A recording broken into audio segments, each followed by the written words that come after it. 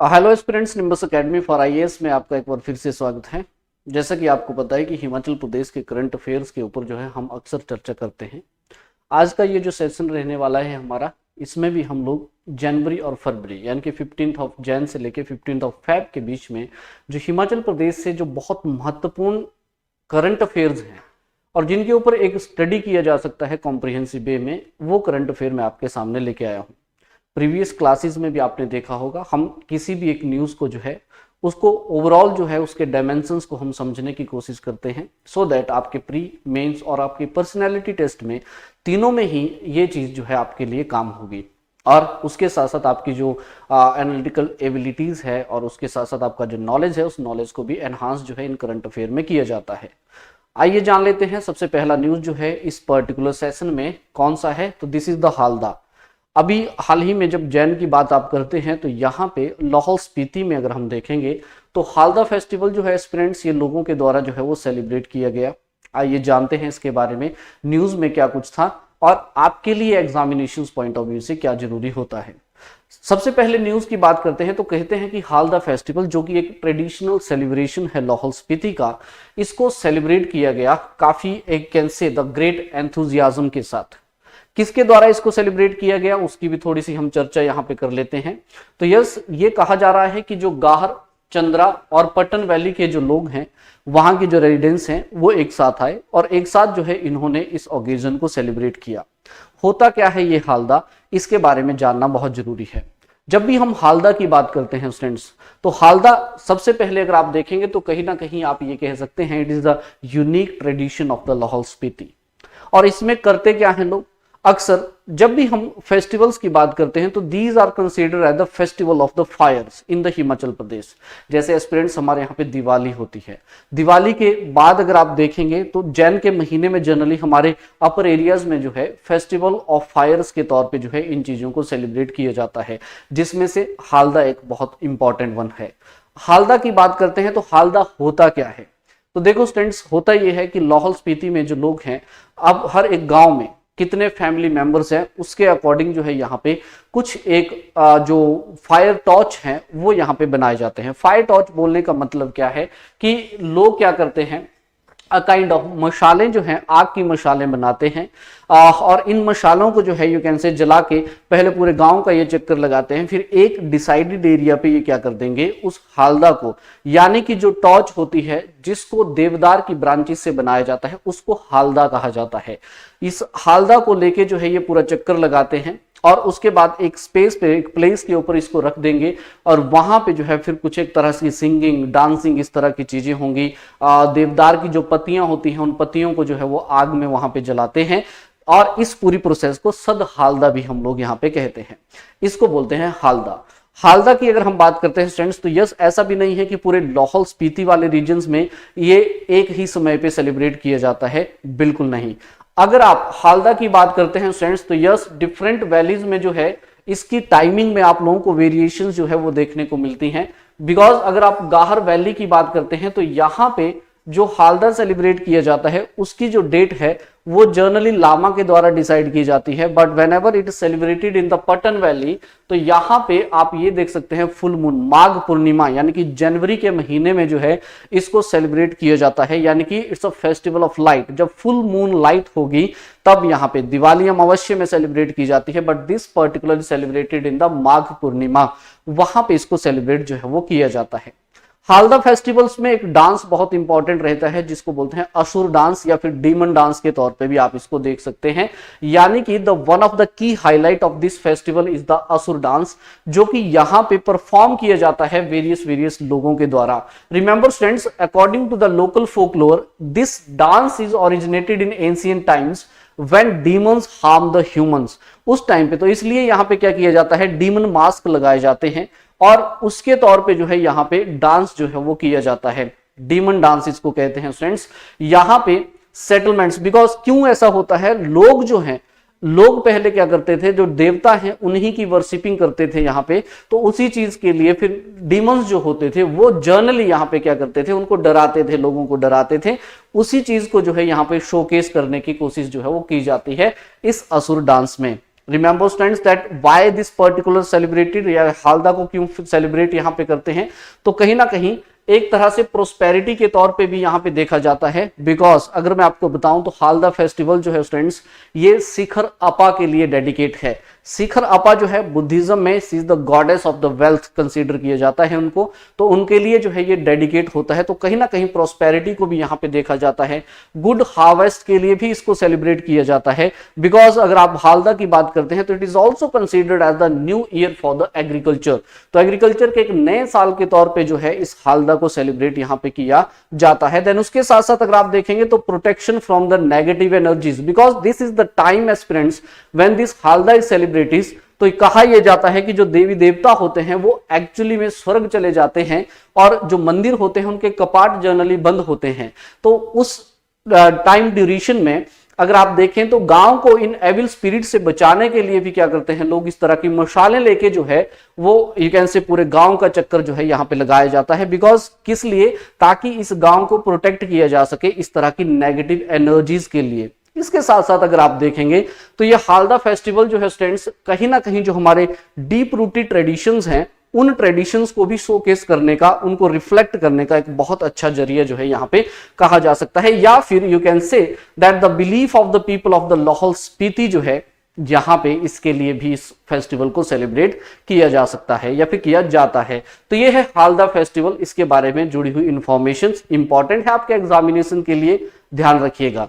दूसरे important news की तरफ बढ़ते हैं। The second important news is the very very important for you can से, आप मेंस की भी आप बात कर सकते हैं और स्पेशली जब आप इंटरव्यू की बात करते हैं इस तरह की चीजें आपसे अक्सर जो है वो पूछी जाती हैं। Because whenever we talk about the कालका शिमला रेलवे, तो अक्सर यहां से सवाल बनने की संभावनाएं बहुत ज्यादा हो जाती है। Because this is something we have the UNESCO heritage site, और जब इस तरह की चीजों को न्यूज में देखा जाए तो वो मस्ट हो जाती हैं आप लोगों के लिए जानना। न्यूज क्या है, Vistadome, yes the Vistadome train rake जो है ये यहाँ पे इंट्रोड्यूस किया जा रहा है शिमला कालका रेलवे ट्रैक के ऊपर। जानते हैं क्या होता है ये विस्टाडोम, ये आपसे पूछा जा सकता है, क्या इसके फायदे होते हैं, और थोड़ा सा शिमला कालका रेलवे ट्रैक के बारे में भी हम जान लेते हैं। सबसे पहले न्यूज की तरफ अगर देखेंगे तो इंडियन रेलवे जो है फ्रेंड्स ये इंट्रोड्यूस करने जा रहा है हमारे यहाँ पे द विस्टाडोम ट्रेन रैक जो है हिस्टोरिकल कालका शिमला रेल रूट जो है। हाईलाइट की अगर हम बात करते हैं तो कालका से जो शिमला रेल रूट है, सबसे पहले तो आपने ध्यान रखना है इसको मैनेज किया जाता है नॉर्दर्न रेलवेज अंबाला डिवीजन के द्वारा जो है, और जो कि एक यू कैन से एक यूनेस्को हेरिटेज साइट भी है। टोटल लेंथ की अगर बात करते हैं तो यस 96 किलोमीटर का ये स्ट्रेच है which is famous for its stunning view और स्टीप ग्रेडियंट्स, और इसके साथ साथ अगर आप देखेंगे तो यहाँ पे 800 के लगभग ब्रिजेस आपको देखने को मिलेंगे।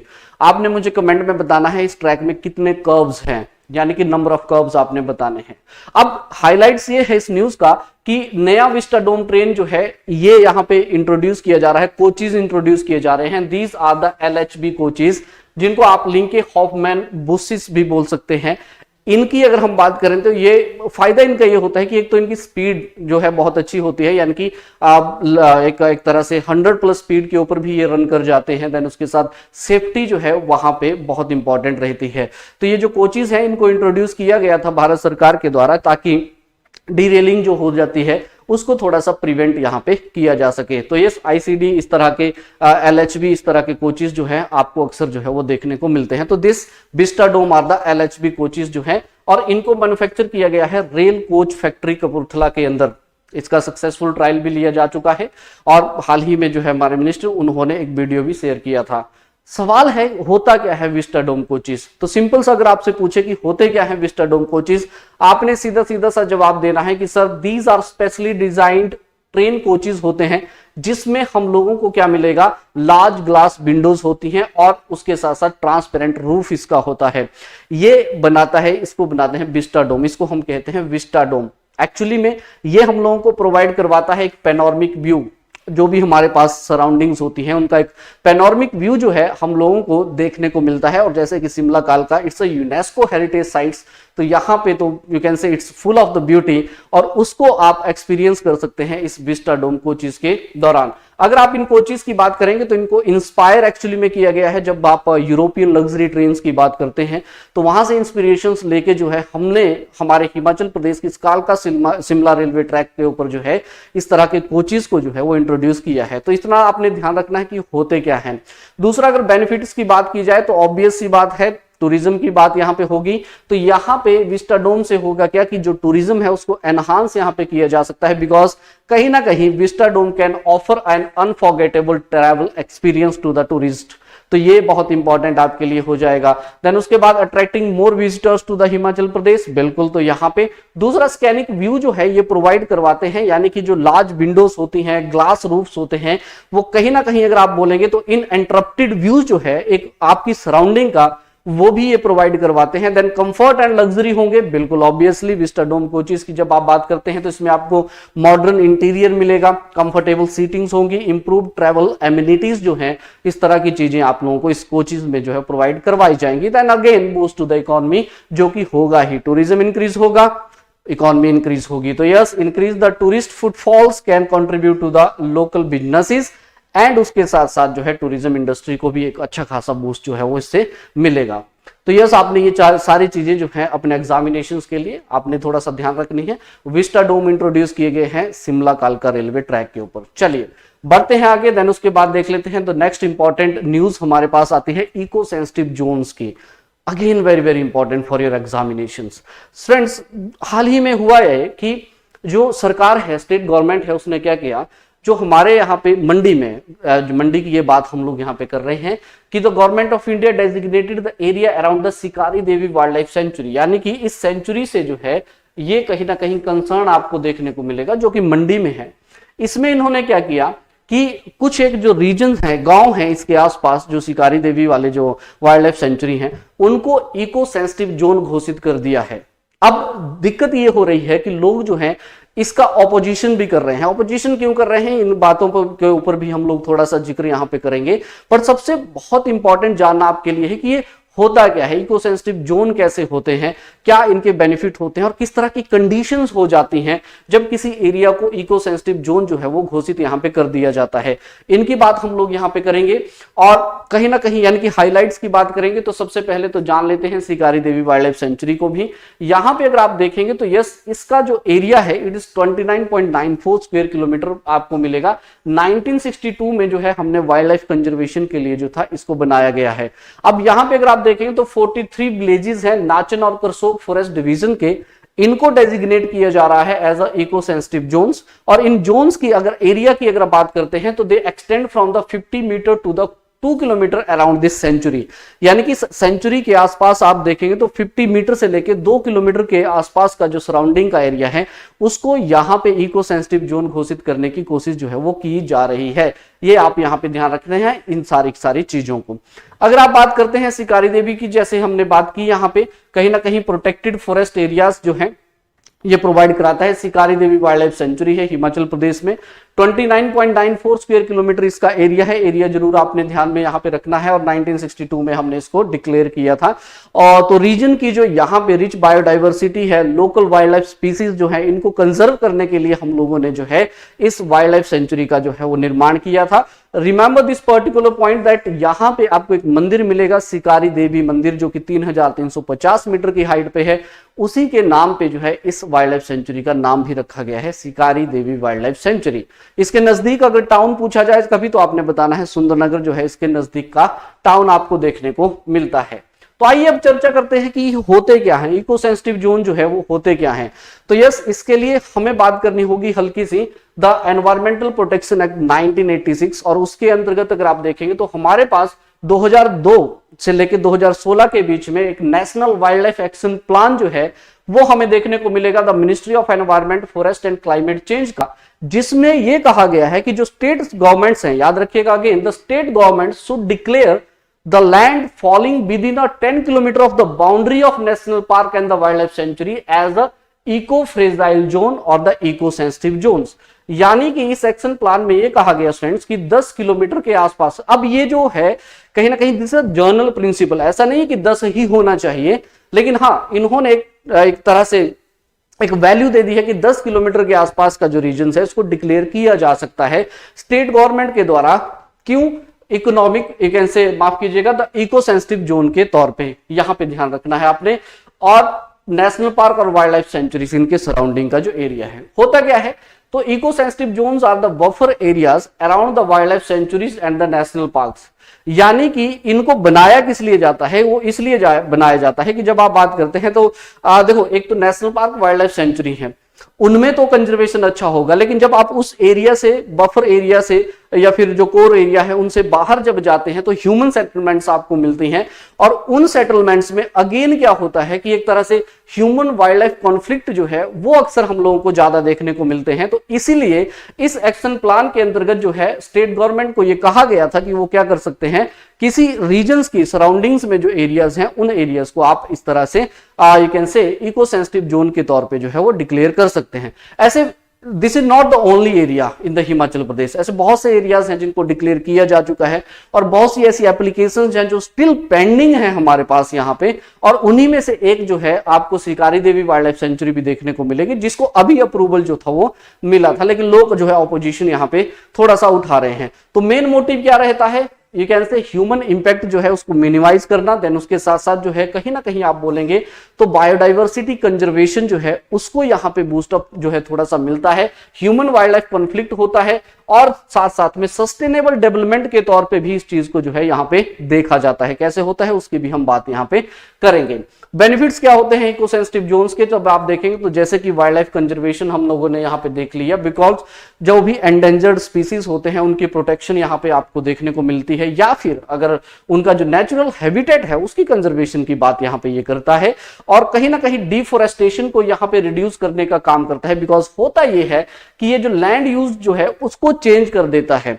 तो इसीलिए लोगों को जो है थोड़ा सा दिक्कत भी यहाँ पे आ रही है, बिकॉज हो सकता है कि इसके होने के बाद जो है उनके जो लैंड राइट्स हुए वो थोड़े से कर्टेल हो सकते हैं। तो लोग अक्सर जो है ऑपोजिशन यहाँ पे शोकेस अपना कर रहे हैं इस तरह की डेवलपमेंट के तौर पे, इस डेवलपमेंट के सामने। तो लिमिट लैंड यूज चेंज हो जाता है यू कैन से, जो कि इकोसिस्टम को हार्म करता है। तो यस, डिफोरेस्टेशन को यहाँ पे कम करते हैं। ह्यूमन वाइल्ड लाइफ कॉन्फ्लिक्ट जो है उसको प्रिवेंट किया जाता है। सस्टेनेबल डेवलपमेंट को प्रमोट करने का काम ये जनरली यहाँ पे करते हैं, बिकॉज ये जो इको फ्रेंडली आप कह सकते हैं जो प्रैक्टिसेस होती हैं, लाइक ऑर्गेनिक फार्मिंग हो गया और तरह की चीजें हो गई, उनको एनकरेज करने का ये बात यहाँ पे करता है। देन उसके साथ साथ आप देखेंगे तो यहाँ पे वाटर रिसोर्सेज हो गया या फिर इको टूरिज्म आप बोल सकते हैं, उसको एनहांस करने का काम जो है ये इको सेंसिटिव जोन जो है वो करते हैं। लेकिन फिर भी मैंने जैसे कि आपको बताया, लोगों की कुछ ऑपोजिशंस आपको देखने को जो है वो मिलेंगी। वाई? बिकॉज अगेन जैसे कि मैं आपको बता रहा हूं कि इसकी वजह से क्या होगा, बहुत सारी रिस्ट्रिक्शंस इस पे लग जाएंगी। जैसे फॉर एग्जांपल के तौर पे अगर हम देखेंगे यहाँ पे क्या रिस्ट्रिक्शन इंपोज हो जाती हैं जब भी आप इको सेंसिटिव जोन्स की बात यहाँ पे करते हैं। तो सबसे पहला आप देख सकते हैं यहाँ पे, चाहे आप माइनिंग हो चाहे क्वेरिंग हो, ये इस तरह की चीजें जो है कमर्शियल बेस के ऊपर जो है इनको बंद कर दिया जाता है। उन रीजन्स में एनक्रोचमेंट नहीं कर सकते आप किसी चीज की बिना किसी परमिशंस के। ये एक बड़ी दिक्कत होती है लोगों को अक्सर। और दूसरा अगर आप देखेंगे तो कहीं ना कहीं डिफोरेस्टेशन और लैंड यूज चेंज हो जाते हैं, तो लैंड राइट समटाइम कर्टेल कर लिए जाते हैं लोगों के। तो इसलिए लोग जो है थोड़ा ऑपोजिशन यहाँ पे दिखाते हैं। रिस्ट्रिक्शन आपने ध्यान में रखनी है। देन उसके साथ साथ अगर आप देखेंगे तो लार्ज स्केल फैक्ट्रीज है या फिर पॉल्यूटिंग इंडस्ट्रीज हैं, उनको कहीं ना कहीं आप देखेंगे तो उनको रिस्ट्रिक्शन उन पे रह जाती है, प्रोहिबिशंस उन पे लग जाता है। ऐसी चीजें जो है इस तरह की आप लोग कॉमर्शियल जो आउटलेट्स है वैसे यहाँ पे नहीं बनाए जा सकते। देन हाइड्रो पावर प्रोजेक्ट्स की बात करते हैं तो कहीं ना कहीं जो लोकल इकोलॉजी को इंपैक्ट करते हैं वैसे हाइड्रो पावर प्रोजेक्ट जो है वो यहाँ पे नहीं बनाए जा सकते। हालांकि इन प्रोहिबिशंस को जो है सरकार के ऊपर ही ये डिपेंड करता है कि कुछ चीजों को निकाला जा सकता है, कुछ चीजों को नहीं निकाला जा सकता है। जैसे फॉर एग्जांपल के तौर पे मैं आपको बताऊं, there is a wild life sanctuary, the Majathal wild life sanctuary जो सोलन में आपको देखने को मिलेगी। उसके अब आप इको सेंसिटिव जोन की जब आप बात करते हैं तो एक्चुअली में उस एरिया में अगर आप देखेंगे तो जो दाला घाट जो यू कैन से उन रीजन्स में जो अंबुजा सीमेंट प्लांट है, उस अंबुजा सीमेंट प्लांट को क्या किया गया था सरकार के द्वारा, उसके इको सेंसिटिव जोन से निकाल दिया गया था। हालांकि वो एक बड़ा थ्रेट भी था उस पर्टिकुलर वाइल्ड लाइफ सेंचुरी के ऊपर, लेकिन सरकार के द्वारा उसको निकाला गया था। तो सरकार जो है टाइम टू टाइम इसको खुद निकाल भी सकती है और टाइम टू टाइम जो है इस तरह के इको सेंसिटिव जोन जो है उनको डिक्लेयर भी यहाँ पे कर सकती है। तो ऐसा मजाथल वाइल्ड लाइफ सेंचुरी में हो चुका है। बिकॉज अगर आप डेवलपमेंट के तौर पे देखेंगे तो ऑब्वियसली अंबुजा सीमेंट प्लांट जो है ये भी बहुत इंपॉर्टेंट है हम लोगों के लिए, हमारी नीड्स के लिए, लेकिन उसके साथ साथ जो है इसको फिर वहां से इसके इको सेंसिटिव जोन से जो है एरिया से जो था वो निकाल दिया गया था। राइट, तो ये थोड़ी सी चीजें आपने याद रखनी है और इस चीज को एक तरह से एज अ स्टेप जो है कंसीडर किया जा रहा है सस्टेनेबल डेवलपमेंट के तौर पे भी। बिकॉज अगर आप देखेंगे तो शिकारी देवी वाइल्ड लाइफ सेंचुरी के आसपास का जो डेजिग्नेटेड एरिया जो है यहाँ पे है, वो वहां पे कहीं ना कहीं कंजर्वेशन और जो कम्युनिटी का वेलफेयर है उसको यहाँ पे बैलेंस करने की बात भी यहाँ पे सरकार के द्वारा की जा रही है और कह रहे हैं कि ये काम जो है वहां पे किया जाएगा ताकि जो community which the community those community who are dependent on these जो हमारे फॉरेस्ट हैं वहां पे, या फिर जो यू कैन से उनके जो प्रोडक्ट्स हैं उनके ऊपर जो डिपेंडेंसी है उनकी, उनको भी थोड़ा सा यहाँ पे बैलेंस करने की कोशिश जो है वो इनके द्वारा की जाएगी। यानी कि this initiative not only protect the Himachal Pradesh the rich biodiversity but it also promote the eco friendly livelihood जो है लोकल कम्युनिटी का, उसके लिए भी ये बात यहाँ पे कर रहा है। लेकिन फिर भी लोग जो है यहाँ पे थोड़ा सा ऑपोजिशन जो है वो दिखा रहे हैं। न्यूज में था इसलिए मैंने आपको बता दिया दैट ये होते क्या है, ये बहुत इंपॉर्टेंट है आप लोगों के लिए जानना। तो यस, एनवायरमेंटल प्रोटेक्शन एक्ट जो है वो आपने थोड़ा सा ध्यान में रखना है, इसके अंतर्गत इनको डिफाइन किया जाता है। नेक्स्ट इंपॉर्टेंट न्यूज की बात करते हैं। फेस्टिवल्स का दौर था स्टूडेंट्स हिमाचल प्रदेश में दिवाली के बाद। वैसे ही अगर आप देखेंगे तो जनवरी फरवरी मार्च तक, यानी कि whenever we talk about the Holi, तो होली तक जो है एक तरह से फेस्टिव सीजन ही रहता है ये हमारे स्टेट का भी। तो यहाँ पे एक और इंपॉर्टेंट फेस्टिवल मैं आपको बताना चाहता हूं, उसको कहा जाता है पदिद फेस्टिवल। अब ये जो फेस्टिवल है why it is important, because ये पांगी में सेलिब्रेट किया जाता है और पांगी खुद में ही अगर आप देखेंगे तो one of the remotest and the beautiful track है ये वेस्टर्न हिमालय का। और इन रीजन्स में जब कुछ न्यूज में होता है तो वैसे ही इंपॉर्टेंट हो जाता है। जानते हैं पदिद फेस्टिवल के बारे में, यानी कि the remote and culturally rich जो एरिया है पांगी वैली हिमाचल प्रदेश में, वहां पे सेलिब्रेट किया गया है पदिद फेस्टिवल को। आइए जान लेते हैं इसमें क्या कुछ जो है होता है। पदिद की बात करते हैं तो एक तरह से एंसेस्ट्रल फेस्टिवल है ये एक्चुअली में, which integrate the religious spirituals and agrarian customs, इन सभी को इंटीग्रेट करके जो है यहाँ पे इसको सेलिब्रेट जो है वो किया जाता है। याद रखिएगा, सूर्य देवता और एंसेस्टर्स उनके लिए जो है यहाँ पे डिवोशन जो है वो शोकेस की जाती है। कैसे सेलिब्रेट करते हैं, क्या होता है, वो सारी बातें जो है हम इस फेस्टिवल्स के दौरान जो है यहाँ पे करेंगे। कहीं ना कहीं आप ये कह सकते हैं कि ये जो फेस्टिवल्स है it emphasises the importance of the जो फैमिलियल टाइज होती हैं। बिकॉज इसमें अगर देखेंगे तो अक्सर क्या होता है, लोग जो है अपने जो पूर्वज होते हैं उनका आशीर्वाद भी लेते हैं, एल्डर वन होते हैं उनका आशीर्वाद भी यहाँ पे लिया जाता है। Because younger member seeking blessings from the elders, और उसके साथ साथ यहाँ पे एक्सचेंज होता है जेब्रा फ्लावर का, जिसकी हम थोड़ी देर में ही आगे जो है यहाँ पे बात करेंगे। यहाँ पे आपने एक रिचुअल याद रखना है, कहाहुल रिचुअल उसको कहा जाता है, जिसमें करते क्या है कि वीट और मेज के जो ग्रेन्स हैं उनको मिक्स किया जाता है सॉइल में और लाइफ स्टॉक जो मैन्योर होता है, खाद और उसके साथ साथ मिट्टी। और जब ये स्प्रॉट हो जाते हैं ग्रेन्स तो 10 से 12 दिनों में, तो इसको माना जाता है, कहीं ना कहीं प्रिडिक्ट ये किया जाता है कि जो आने वाला साल है उस साल के अंदर जो है जो एग्रीकल्चर होगा वो एक तरह से प्रोस्पेरिटी जो है वो हमारे यहाँ पे लाएगा। यानी कि you can say it is believe to predict the agriculture prosperity for the coming years. तो आने वाले सालों में जो है अच्छी खासी फसल जो है हमें देखने को मिलेगी। बिल्कुल, ये जो फेस्टिवल है ये जुकारू फेस्टिवल के साथ भी रिलेटेड है पांगी में, और पांगी में Jukaru is very very important because it is a, कहीं ना कहीं आप बोलेंगे तो ये एक तरह से डिपार्चर होता है विंटर्स की जब हम बात करते हैं, उसके लिए भी सेलिब्रेट यहाँ पे किया जाता है। ढोल नगाड़ों के साथ जो है पूरी पांगी वैली जो है वो गूंज जाती है। कैसे सेलिब्रेट करते हैं, तो yes, Jukaru festival set the stage. Actually में होता क्या है दैट द नाइट बिफोर पदिद, होता क्या है कि जो जुकारू फेस्टिवल्स है, ये जुकारू फेस्टिवल जो आप देखेंगे तो यस रजवाली देवता जो है उनको डेडिकेट यहाँ पे किया जाता है। तो यस, पहले ये होता है, फिर the families gather to offer the prayers and invoke the blessings for peace and protections। और जो head of the household होते हैं, फैमिली के जो मुखिया होते हैं, they offering to the sun god and the ancestor, तो पूर्वजों को और सूर्य देवता जो है उनको एक तरह से ऑफरिंग्स जो है यहाँ पे दी जाती हैं। इस फेस्टिवल्स में रिचुअल्स और यू कैन से कम्युनिटी सेलिब्रेशंस भी आपको देखने को मिलेगा। यानी कि जिस दिन यहाँ पे the day began with the offering to the sun god and blessings from the elders, इसमें क्या होता है, there is a exchange of the zebra flowers, इनकी एक्सचेंज यहां पे की जाती है। और उसके साथ साथ जो है इंपॉर्टेंट यहां पे स्पेशल फेस्टिव मील भी बनाया जाता है, जिसमें आप देखेंगे तो घी मांडे हो गया, मीट हो गया, लोकल लिकर हो गया, इसको प्रिपेयर किया जाता है। लोग जो है क्या करते हैं, the people visited the eldest member of their community presenting zebra flower and seeking the blessings, तो वहां पे उनकी ब्लेसिंग जो है वो यहां पे ली जाती है। बहुत इंपॉर्टेंट है, किलर्स वाले रीजन्स में शिव मंदिर जो है, शिव के लिए जो है यहाँ पे यू कैन से लोग प्रेयर करते हैं और वहां पे शिव की ब्लेसिंग्स जो है वो भी यहाँ पे ली जाती हैं।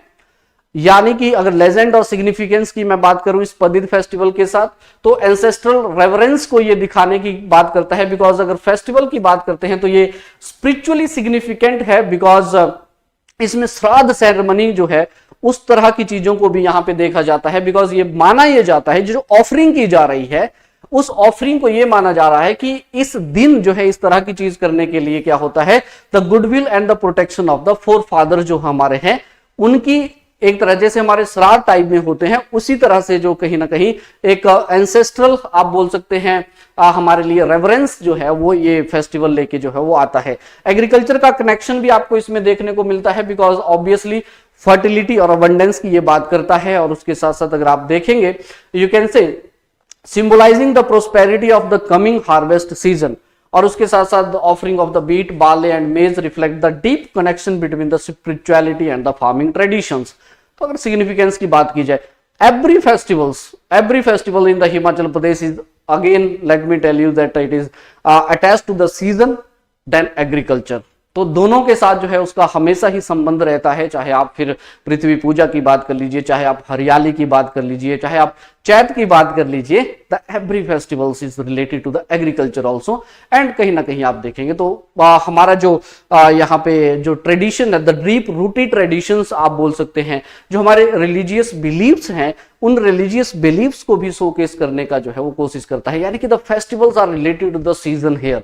तो कुछ एक फेस्टिवल्स हमारे विंटर्स के वेलकमिंग के लिए होते हैं, कुछ अगर आप देखेंगे तो जो हमारा मॉनसून सीजन होता है उसके डिपार्चर के लिए होते हैं। जैसे फॉर एग्जांपल सैर की जब हम बात करते हैं तो सैर जो फेस्टिवल है हिमाचल प्रदेश में वो डिपार्चर ऑफ यू कैन से मॉनसून को दर्शाता है। बिकॉज उस तरह की थैंक्स गिविंग हम करते हैं, थैंक्स गिविंग हम एनिमल्स के लिए करते हैं, पृथ्वी पूजा हो गया, चेरवाल जिसे आप बोलते हैं, इस तरह के फेस्टिवल्स आपको हिमाचल प्रदेश में देखने को मिलते हैं। तो एक सेंस ऑफ स्पिरिचुअलिटी और उसके साथ साथ एग्रीकल्चर, उसके साथ साथ हमारे जो ट्रेडिशंस हैं, बिलीफ्स हैं, उन सबको शोकेस करने का काम जो है हमारे यहाँ पे फेस्टिवल्स जो है स्टूडेंट्स वो करते हैं। तो ये पदित फेस्टिवल के बारे में थोड़ी सी चीजें आप थोड़ा ध्यान में रखेंगे। Next, the very very important again for your examinations, the eco friendly road यहां पे प्रिपेयर किया गया है। The eco friendly road construction in Himachal Pradesh. News क्या है? न्यूज ये है कि Himachal Pradesh has taken a pioneering step in sustainable road constructions by implementing the full depth reclamation technology। ये आपने ध्यान रखना है, FDR टेक्नोलॉजी क्या होती है। सीधा आपसे पूछा जा सकता है कि हिमाचल प्रदेश में किस तरह से यूज किया गया है, कहां पे? शिलाई असेंबली यानी कि सिरमौर वाले रीजन्स में। सबसे पहले तो हाइलाइट्स देख लेते हैं इस न्यूज का क्या है। The first road in the Himachal Pradesh using FDR technology. Okay, 28 kilometre का ये स्ट्रेच है। You can say Kafota to Jong, these are the places, Kafota and Jong Sirmaur में ट्रांसगिरी रीजन में हमें मिलते हैं। यहां पे क्या किया गया है, FDR टेक्नोलॉजी जो है उसको यूज किया गया है, उसके द्वारा जो है यहाँ पे कहीं ना कहीं इस रोड को जो है वो बनाया गया है। बाद में इसको स्टेट वाइड जो है इंप्लीमेंट भी किया जाता है या किया जाएगा। अब इंपॉर्टेंट आपके लिए क्या है? इंपॉर्टेंट है ये टेक्नोलॉजी। आपसे सीधा सीधा इंटरव्यू में पूछेगा कि FDR टेक्नोलॉजी न्यूज में था, क्या होती है वो, आइए जान लेते हैं। फुल डेप्थ रिक्लेमेशन की जब हम बात करते हैं तो एक तरह से रोड कंस्ट्रक्शन टेक्निक है ये, जिसमें हम क्या करते हैं, जो रिसाइकलिंग, जो एग्जिस्टिंग मटेरियल होता है, फॉर एग्जांपल जो रोड बिछी थी, हमने क्या किया, उस रोड को उखाड़ा, निकाला, देन उसको पाउडर्ड फॉर्म में जो है हम लोगों ने यहाँ पे कन्वर्ट करके उसको रिसाइकल किया। यहां पे बोल रहा है कि recycling the existing road material by mixing it with the cement and special chemicals. तो उसके साथ उसको मिक्स किया जाता है और फिर उसके साथ एक स्ट्रॉन्ग बेस जो है वो तैयार किया जाता है नए रोड का। यानी कि instead of using the fresh gravel and the charcoal, ये कुछ लगाने की बजाय हम क्या करते हैं, जो पुराना रोड सरफेस होता है उसी को रीप्रोसेस किया जाता है ताकि हम क्या कर सकें, रिसोर्स कंजर्वेशन, माफ कीजिएगा, जो रिसोर्स कंजप्शन है और एनवायरमेंटल इंपैक्ट जो है उनको यहां पे कम किया जा सके। तो एफडीआर टेक्नोलॉजी के बारे में आपने ध्यान रखना है, यानी कि ये एक तरह से रोड कंस्ट्रक्शन टेक्निक्स में हम इसको यूज कर रहे हैं, जिसमें एग्जिस्टिंग जो मटेरियल है उसी को रिसाइकल करके हम लोग सीमेंट और केमिकल्स के साथ मिक्स करके उसी को यहां पे क्या किया जाता है, बिछाया जाता है, एक स्ट्रॉन्ग बेस तैयार किया जाता है। आइए जान लेते हैं कैसे काम करता है द एग्जिस्टिंग रोड सरफेस। इसको क्या करते हैं, प्लूवेराइज्ड करते हैं, यानी कि पाउडर उसका बना देते हैं, फिर मिक्स करते हैं स्टेबलाइजिंग एजेंट लाइक सीमेंट के साथ। अब जो मिक्सचर होता है उस compacted to form the strong base layer, right, और उसके ऊपर जो है फिर जैसे बिछा दिया जाएगा तो एक फाइन स्मूथ सरफेस जो है उसके ऊपर you can say laid over कर दिया जाता है सीमेंट का, ताकि उसकी ड्यूरेबिलिटी और उसके साथ साथ अगर हम बात करते हैं यहाँ पे एक रेजिलियंट रोड जो है वो हम लोगों को यहाँ पे प्रोवाइड कराता है, एक रोड जो है यहाँ पे दे देता है। बेनिफिट्स, इको फ्रेंडली है obviously, because reduce the use of the natural resources like charcoal है, ग्रेवल्स हैं, और कार्बन एमिशन है इनकी, उसको भी ये कम करने का काम करता है। कॉस्ट इफेक्टिव है। अगर आप ओवरऑल कंस्ट्रक्शन कॉस्ट की बात करते हैं तो ये रिसाइकलिंग जो हमारे पास होती है मटेरियल उसी का यूज करता है, तो कॉस्ट इफेक्टिव भी हम मान सकते हैं इसको। फास्टर कंस्ट्रक्शन इससे आपको देखने को मिलेगा, ज्यादा जल्दी हम रोड बना सकते हैं। और ड्यूरेबिलिटी की बात करें तो ये स्ट्रॉन्ग और मोर ड्यूरेबल रोड जो है इससे बनाए जा सकते हैं। लेकिन चैलेंजेस भी हैं, 3 बहुत इंपॉर्टेंट चैलेंजेस बताता हूं। इनिशियल इन्वेस्टमेंट बहुत ज्यादा है, यानी कि एक तरह से स्पेशलाइज्ड मशीनरी की जरूरत हमें मिलेगी, और उसके साथ साथ ट्रेंड पर्सनल जो है वो भी हमें, स्किल लेबर आप बोल सकते हैं। लिमिटेड अवेयरनेस, यानी कि टेक्निकल ट्रेनिंग जो है वो कहीं ना कहीं बहुत एक यू कैन से एक तरह से डिमांड है, it's a demand of the time कि अगर इस तरह की चीजें लानी है तो ये अवेयरनेस हमें होनी चाहिए। और उसके बाद सॉइल कंपैटिबिलिटी इशू एक आ जाता है, बिकॉज अगर आप देखेंगे तो कहीं ना कहीं इफेक्टिवनेस जो है इस रोड की वो डिपेंड करती है लोकल सॉइल कंडीशन कैसा है वहां पे, वो भी कहीं ना कहीं एक फैक्टर बन जाता है इसके चैलेंज के सामने। लेकिन benefit are more than the challenge, तो इसलिए एफडीआर टेक्नोलॉजी के बारे में आपने थोड़ा सा ध्यान में रखना है। चलो अब बात करते हैं नेक्स्ट इंपॉर्टेंट न्यूज की। पद्मश्री अवार्ड यानी कि the apple man of the Himachal Pradesh, आइए जान लेते हैं कौन है ये और क्या इनका कंट्रीब्यूशन जो है वो रहा है। तो हाल ही में क्या हुआ है, हरिमन शर्मा जी हैं, इनको जो कि apple man of the Himachal Pradesh जो है इनको कहा जाता है, इनको यू कैन से पद्मश्री अवार्ड से जो है यहाँ पे सम्मानित किया गया है for its ground breaking work in the apple cultivation in the lower altitude region. कौन है ये apple man of the Himachal, तो इनका नाम हरिमन शर्मा है, पनियाला विलेज है, घुमारवी बिलासपुर डिस्ट्रिक्ट से ये बिलोंग करते हैं, और इनकी जर्नी 1990 से स्टार्ट हुई थी। एक छोटी सी नर्सरी इन्होंने स्टार्ट की थी। 1999 में he began experiments with the Apple cultivation in the lower Himachal despite scientific discouragement. His breakthrough came in the 2007 where his apple tree successfully bore fruit in the warmer climate, providing his theory right actually में। तो इन्होंने क्या किया है, जो हमारे lower regions हैं, warm areas हैं, ट्रॉपिकल रीजन्स हैं, उन रीजन्स के लिए इन्होंने एप्पल की जो ब्रीड्स हैं वो वहां पे तैयार की हैं, वैरायटीज तैयार की हैं, ताकि वार्म या फिर ट्रॉपिकल रीजन्स में जो है एप्पल लगाया जा सके। कंट्रीब्यूशन की बात करते हैं तो इन्होंने HRMN 99 ये याद रखना है, इनकी एप्पल वैरायटी है, ये वैरायटी जरूर ध्यान रखनी है। यानी कि एक तरह से हीट रेजिस्टेंट एप्पल वैरायटी है ये, जो 46 डिग्री सेल्सियस में भी विदस्टैंड कर सकता है, you can say, which is very viable for the lower and the warmer regions की जब हम बात करते हैं यहाँ पे। अब ये वही पर्सनैलिटी है, बिल्कुल इनको ग्लोबल रिकॉग्नाइजेशंस भी हैं बहुत सारे, क्योंकि अगर आप देखेंगे 27 स्टेट्स में जो है ग्रो होते हैं भाई इनके एप्पल प्लांट्स, जो कि बहुत बड़ी बात है भारत में। और not even in the Bharat, इनको एक्सपोर्ट भी अगर देखें तो Nepal, Bangladesh, Germany, south Africa, यहां तक जो है इनके प्लांट जो है उनका एक्सपोर्ट यहां पे होता है। मास प्रोडक्शन में इनका यू कैन से अगर आप देखेंगे तो 3.5 लाख एप्पल सैपलिंग अभी तक ये बेच चुके हैं। और कहीं ना कहीं डाइवर्सिफिकेशन इन हॉर्टिकल्चर में भी इनका काफी कंट्रीब्यूशन जो है वो रहा है, बिकॉज उसके साथ साथ ये बहुत सी और चीजें हैं जैसे मैंगो, एवोकाडो, लीची, इस तरह के जो फ्रूट्स हैं उन फ्रूट्स के ऊपर भी ये काम करते हैं। मल्टीपल अवार्ड जो है इन पर्सनैलिटी को मिल चुके हैं, 15 नेशनल और 10 स्टेट अवार्ड जो है इनके कॉन्ट्रीब्यूशन के लिए हॉर्टिकल्चर में इनको मिल चुके हैं। तो apple man of the Himachal Hariman Sharma ji, याद रखिएगा कहां से बिलोंग करते हैं, हैशटैग कर लीजिएगा। चलिए बढ़ते हैं आगे। Again the one of the important festival the Gochi festival.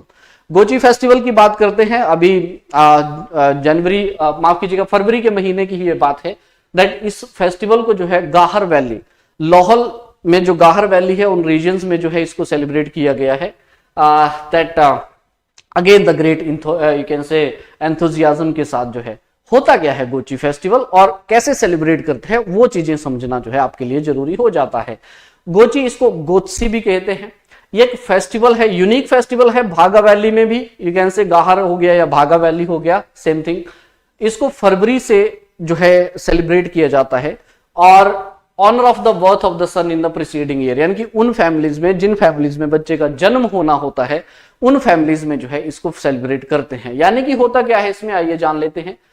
एक गांव है, ये भी आप याद रख सकते हैं, प्यूखर इज द विलेज, जहां पे इस सेलिब्रेशंस को जर्नली चाहे बेटा है चाहे बेटी है दोनों के लिए ही सेलिब्रेट जो है यहां पे किया जाता है। द मेन हाइलाइट्स क्या है इस फेस्टिवल्स की, तो worshipping of the sibling made from the sattu. Sattu जो होता है आपको पता होना चाहिए ऑब्वियसली, ठीक है, जो सत्तू का जो आटा होता है उससे बनाया जाता है, जिस यूला देवता भी हम बोलते हैं।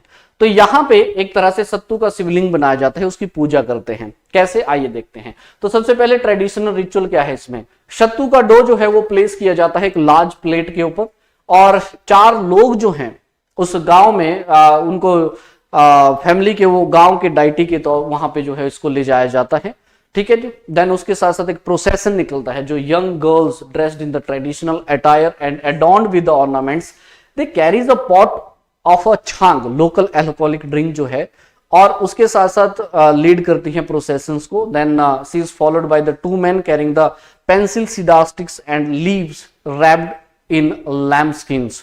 तो यह कुछ जो एक तरह से मशाल के तौर पे आप देखते हैं, तो जो देवदार की जो पत्तियां टहनियां होती हैं उनकी एक तरह से मशाल टाइप में बनाई जाती हैं। फिर जो गांव के प्रीस्ट होते हैं लबदागपा, यानी कि वो क्या करते हैं, एक तरह से लामा ही होते हैं, they worship the priest perform the rituals using bow and arrow after which the sattu dough is broken and scattered to appease the god. तो भगवान को खुश करने के लिए यहाँ पे यू कैन से वही तीर कमान का यूज किया जाता है, बो एंड एरो का यूज करते हैं। उस सत्तू के जो शिवलिंग है उसको तोड़ा यहाँ पे जाता है, उसको यू कैन से स्कैटर किया जाता है, फैलाया जाता है। अगेन फिर बाद में आर्चरी गेम होती है यहाँ पे, ठीक है। देन सिंगिंग एंड डांसिंग जो है ऑब्वियसली वो तो होना ही है, चाहे फेस्टिवल हो चाहे फेयर हो अपर रीजन्स में। तो इस तरह से सेलिब्रेट करते हैं गोची। सबसे इंपॉर्टेंट है आप लोगों के लिए दैट किसी भी रीजन्स में जब किसी बच्चे का जन्म होना होता है उस दौरान फरवरी के महीने में इसको सेलिब्रेट किया जाता है, गोची फेस्टिवल को, लाहौल स्पीति वाले रीजन्स में, स्पेशली गाहर और यू कैन से द भागा वैली। और इस तरह से तो ये ध्यान रखना है कि वो कौन सा फेस्टिवल है जिसमें सत्तू के आटे का शिवलिंग बनाया जाता है और किस तरह से सेलिब्रेट करते हैं वो भी पूरा प्रोसीजर जो है आपको मैंने यहाँ पे बता दिया। Last news of this today session but very very important, scrap साडा। यहाँ पे बताया जा रहा है दैट लोग जो हैं बीड बिलिंग वाले जो लोग हैं दे आर अपोजिंग द साडा और ये बोल रहे हैं कि भाई सिविक बॉडी यहाँ पे बनाओ, पंचायत हो गया या फिर म्युनिसिपैलिटी है, इस तरह की बॉडी लाओ। साडा जो है यानी कि the special area development authority, इसको हटाया जाए। ये न्यूज देख लेते हैं। The residents of the 4 panchayat Bir, Chaugan, Kyori and Ghunehar, they have urged Chief Minister Sukhvinder Singh Sukhu ji to replace the Special Area Development Authority with the municipal councils for the bead billing. Why they oppose? आइए देख लेते हैं concern क्या है लोगों के। Concern क्या है लोगों के, तो लोग ये कह रहे हैं that alleged mismanagement of the fund, ये बोल रहे हैं कि the only 10% of the allocated fund are spent on the bead billing while the rest is diverted to the state exchequer. दूसरे बोलते हैं कि poor infrastructure and basic amenities, यानी कि garbage disposal, drinking water supply, drainage system जो है इन सभी को नेग्लेक्ट किया गया है। मैं बताऊंगा आगे होता क्या है, पहले आप ये समझ लीजिए। देन उसके साथ साथ यू कैन से लोकल बहुत सारी डिफिकल्टीज को फेस कर रहे हैं, मैं आपको आगे बताऊंगा इसके बारे में भी। Long standing discontent with the साडा, अगेन लोगों का यही मानना है कि 15 सालों से जो है हमारे पास यहाँ पे स्पेशल एरिया डेवलपमेंट अथॉरिटी काम कर रही है, लेकिन काम की जब बात करते हैं यहाँ पे तो कहीं ना कहीं आप देख सकते हैं they fail to meet the expectation of the people. पिछले 15 सालों से तो लोग अपोज कर रहे हैं, अब यहाँ पे ऑपोजिशंस हो रही हैं जुरिडिक्शंस एक्सपेंशंस की, यानी कि नोटिफिकेशंस जो है कहीं ना कहीं जो मैं आपको बता ही रहा हूं यहाँ पे वो बोल रहे हैं कि हटाइए इसे। इनको म्यूनिसिपैलिटी या फिर सिविक बॉडीज लेके आई है, चाहे पंचायत हो चाहे फिर म्यूनिसिपल काउंसिल या फिर कॉर्पोरेशन, इस तरह की चीजों की डिमांड यहाँ पे कर रहे हैं। लेकिन सवाल फिर यही आता है कि ये है क्या, शाडा है क्या, यानी कि what is the special area development authority. देखिए इन चीजों का होना भी जरूरी है और लोगों के कंसर्न्स भी यहाँ पे जायज हैं। होना क्यों जरूरी है? होना जरूरी इसलिए है बिकॉज अगर मैं बात बताऊं तो whenever we talk about the you can say Himachal Pradesh जो country town and planning act है हमारा, उस एक्ट के अंतर्गत ये कहा गया है कि अगर कोई स्पेशल एरिया है, कोई एरिया है जिसकी इंपॉर्टेंस जो है बहुत ज्यादा है, तो उस एरिया को एक तरह से स्पेशल एरिया जो है स्पेशल कैटेगरी में डाला जा सकता है, जिसको हम बोलते हैं एक्चुअली में स्पेशल एरिया डेवलपमेंट अथॉरिटी, उसके अंतर्गत इसको रखा जा सकता है। जैसे एग्जांपल के तौर पे मैं आपको बताऊं, खजियार है ना, खजियार में अगर आप देखेंगे तो देयर आर प्रॉब्लम क्या है कि वहां पे आपको अनरूल्ड एक्टिविटीज बहुत ज्यादा मिलेंगी बिकॉज टूरिज्म है। तो अगर टूरिज्म है तो टूरिज्म की वजह से क्या होता है कि इलीगल एक्टिविटीज हैं कंस्ट्रक्शन की या फिर अनऑथराइज्ड जो एक्टिविटीज हैं वो चीजें बहुत ज्यादा हो जाती हैं, जिसकी वजह से जो ब्यूटी है उस एरिया की वो डिग्रेड होती है। जैसे खजियार का जो पानी है, जो झील है, वो 3/4 जो है ऑलरेडी यहाँ पे डिग्रेड हो चुका है। तो इसलिए country and town planning act के अंतर्गत जो है खजियार जो है उसको स्पेशल एरिया डेवलपमेंट एरिया जो है वो घोषित किया गया है, यानी कि साडा के तौर पे जो है उसको वहां पे रखा गया है ताकि उसको कंजर्व किया जा सके, उसको बचाया जा सके। लेकिन उसके साथ साथ दिक्कतें भी आती हैं। पहले हम समझ लेते हैं साडा को। स्पेशल एरिया डेवलपमेंट अथॉरिटी जो होती है friends, it established, why it is established, आइए देख लेते हैं। To develop the specific area in the interest of the public welfare. पहली तो बात यह कि किसी पब्लिक वेलफेयर के लिए किसी रीजन्स को सरकार क्या कर सकती है, किसी एरिया को एक तरह से स्पेशल एरिया जो है वो घोषित कर सकती है। अगर एक टाउन या फिर टाउनशिप या फिर कोई भी रीजन्स अगर उसको डेजिग्नेट किया जाता है एक special area in the regional plan, और if the state government find it is necessary for the plan development, it can declare such area as the special area. यानी कि अगर किसी टाउन को, किसी टाउनशिप को या किसी रीजन को अगर प्लानिंग में हम डाल दें कि हमने क्या करना है, इसको स्पेशल एरिया जो है उसको घोषित हमने करना है, तो एक तो प्रोविजन हमारे पास ये है। दूसरा, स्टेट गवर्नमेंट जो है, सरकार क्या कर सकती है, राज्य सरकार क्या कर सकती है, किसी भी एरिया को यहां पे डेजिग्नेट कर सकती है एज अ स्पेशल एरिया। इनको स्पेशल एरिया हम लोग कहते हैं। यानी कि इसमें क्या होता है, जो authorities responsible for the planned urban growth, infrastructure development, municipal management in such areas है। क्या है ये फ्रेंड्स, कि जब भी किसी पर्टिकुलर रीजन को, ये आप समझिएगा ध्यान से, कि मान लीजिए there is a place a, अगर हम लोग यहाँ पे क्या करते हैं, किसी एक पर्टिकुलर रीजन को एक स्पेशल एरिया घोषित कर देते हैं मान लीजिए, तो होता क्या है, वहां पे जो लोकल गवर्नेंस होता है, चाहे फिर वो म्युनिसिपैलिटी हो चाहे फिर वो पंचायत हो, उन सभी रीजन्स को हम लोग यहाँ पे क्या करते हैं, एक तरह से इनकी जो पावर है वो कम हो जाती है। स्पेसिफिकली ऐसा नहीं है कि ये बॉडीज नहीं रहती, नहीं, इन बॉडीज का जो काम है, यानी कि वो काम जो इस स्पेशल अथॉरिटी को डेजिग्नेट कर दिया जाता है, वो पावर जो है वो लोकल गवर्नमेंट की पावर से जो है उनको छीन लिया जाता है, उनके पास वो पावर नहीं रहती। तो जिसकी वजह से जो ऑटोनॉमी है कहीं ना कहीं इन पर्टिकुलर रीजन्स की या फिर इन गवर्नेंस की, वो यहाँ पे कम हो जाती है, वो बहुत कम यहाँ पे हो जाती है, जिसकी वजह से क्या होता है, अक्सर ऑपोजिशन जो है वो आपको इस चीज का देखने को मिलता है, राइट।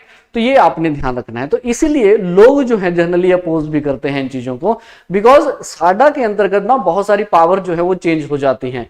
यानी कि अगर आप देखेंगे यू कैन से the SADA operates in designated special areas within Himachal Pradesh, and these areas are notified by the state government based on their importance for the regional planning and urban development। यानी कि अगर आप इसमें देखेंगे तो इसमें कैसे, this is the composition and the functions. Functions देख लेते हैं पहले। देखो, the preparing the development plan for the special area, यानी कि उस एरिया के लिए जो भी डेवलपमेंटल प्लान, यानी कि अगर सरकार ने कहा है तो सरकार उनसे प्लान जो है वो लेगी। देन उसके साथ acquiring, managing and disposing of the land for the plan development. अब ये बड़ी दिक्कत हो जाती है लोगों को, बिकॉज होता ये है कि ये जो साडा होती है, यानी कि जो अथॉरिटी है, इसके पास पावर होती है कि वो टैक्सेस भी लेवी कर सकती है, लोगों से टैक्सेस ले सकती है, कलेक्ट कर सकती है, और इनके टैक्सेस का रेट जो है वो हाई हो जाता है। तो जनरली लोग जो है वो अपोज करते हैं, बिकॉज पंचायत अगर है या फिर म्युनिसिपल काउंसिल है, उसके और इनके रेट्स में जो है वो डिफरेंस हमें देखने को मिल जाता है, जिसकी वजह से लोग जो है वहां पे थोड़ा सा यू कैन से दिक्कत महसूस करते हैं।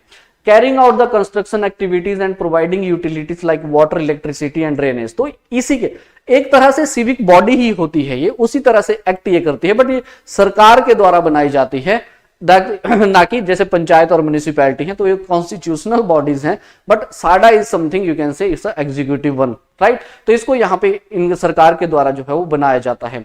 Raising the fund through government grants, loans, इस तरह की चीजें भी। अब यहाँ पे देखो living development charges, infrastructure fees, maintenance charges, इस तरह की फीस जो है वो कलेक्ट करते हैं। तो अगर कोई एरिया इस अथॉरिटी के अंदर आता है तो उनको बहुत सारे चैलेंजेस जो है वो फेस करने पड़ जाते हैं।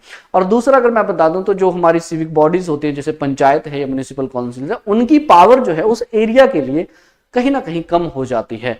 कम मीन द सेंस ये है कि जो भी डेजिग्नेटेड काम जो सरकार साडा को देगी वो फिर साडा के थ्रू होगा, ना कि जो लोकल गवर्नेंस है उसके थ्रू होगा। अगर इसकी कॉम्पोजिशन की बात करें तो यस, स्टेट गवर्नमेंट इसके चेयरमैन अपॉइंट कराती हैं। मेंबर्स की बात करें तो yes, government determines the number and appoints of the members are required, यानी कि जितने चाहिए नंबर हैं वो सरकार सारा डिसाइड करती है। Vice chairman, chief executive officers, अगर जरूरत है तो गवर्नमेंट में appoint of vice chairman and the full time chief executive officer to manage the authority. तो यस, जैसे कि मैंने आपको बोला कि SADA function as the corporate body with perpetual successions and a common seal.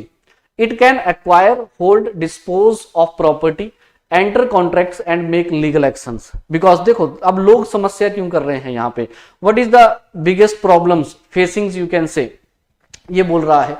अब पावर्स का बोलने का मतलब है कि जो भी सरकार अब काम मांगेगी इनसे वो काम इनको करना पड़ेगा। ऐसा नहीं है कि ये हर काम यानी कि लोकल जो बॉडीज हैं उनका काम भी एक्वायर कर लेंगे या फिर उनका एग्जिस्टेंस खत्म हो जाएगा। नो, यहां पे जनरली जो डेवलपमेंट है, अगर मान लो कोई स्पेशल एरिया है हमारे पास, चाहे फिर पब्लिक अफेयर की बात कर लीजिए, पब्लिक वेलफेयर की बात कर लीजिए, अगर उनके लिए वो एरिया इंपॉर्टेंट है या फिर किसी और चीज के लिए सरकार को लगता है कि यार ये एरिया इसको स्पेशल तरीके से डेवलप हमें करना चाहिए, तो ये country and town planning act के अंतर्गत कहा है कि स्टेट गवर्नमेंट किसी एरिया को स्पेशल यू कैन से स्पेशल एरिया डेवलपमेंट अथॉरिटी को दे सकती है। साडा के तौर पे उसको स्पेशल एरिया घोषित किया जा सकता है डेवलपमेंट के तौर पे। तो उसके लिए फिर एक तरह से सिविक बॉडी जो है वो तैयार की जाती है, जिसको साडा हम लोग यहाँ पे कहते हैं। तो ये आपने ध्यान रखना है। तो सरकार जो काम यहाँ पे मांगती है वो करती है। दिक्कत क्या है, देखो दिक्कत मैं एक बताता हूं, यहाँ पे स्टार्टिंग में जो थी, यहाँ देखो, the local face the difficulties in getting approval even for the minor construction like the कॉसेट्स।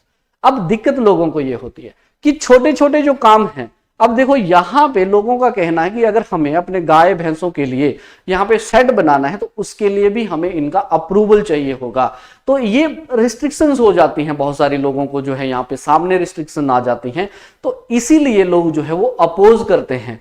इसलिए लोग जो है बीड बिलिंग के भी अपोज कर रहे हैं कि यहाँ पे इस तरह की अथॉरिटी को हटाया जाए और उसके तौर पे सिविक्स जो है वो यहाँ पे लाया जाए। तो आपने बाइफरकेट करना है यहाँ पे कि साडा और इसमें जो लोकल गवर्नेंस होती है इनमें फर्क क्या होता है और दोनों की फंक्शनैलिटी में क्या क्या डिफरेंसेस जो है आपको देखने को मिलते हैं। क्या साडा का होना सही है या फिर क्या साडा जो है वो हटाया जाना चाहिए बीड बिलिंग से, ये आपने सोचना है। और प्रतिक्रिया जरूर आपने जो है अपने कमेंट सेक्शंस में जो है मुझे बतानी है। ऐसी ही इंपॉर्टेंट न्यूज के साथ मैं फिर से आप लोगों के साथ मिलूंगा।